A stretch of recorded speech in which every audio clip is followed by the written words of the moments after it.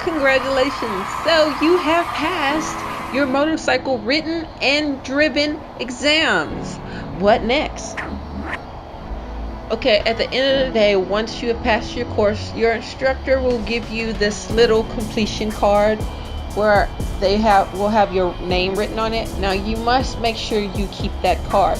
If you lose that card, they might require you to pay an additional fee to get a new one, but you need to keep that completion card, in order and take that with you when you go and apply for your motorcycle's license. Now, upon completion of the class, there are some benefits of taking this course, such as you can get discounts on your insurance for completing this class, as well as discounts on certain gear shops and workshops that deals with motorcycles, motorcycle gear, and things related to.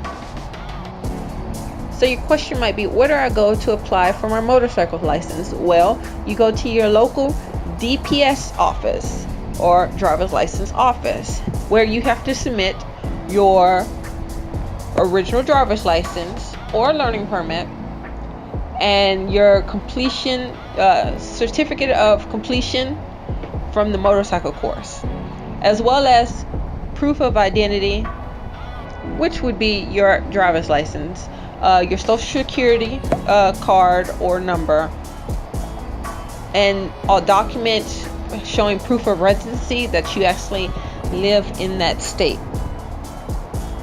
And lastly, just bring your fees. Now, it all depends from state to state, but here in Texas, the fee is $16 to add the M to your license.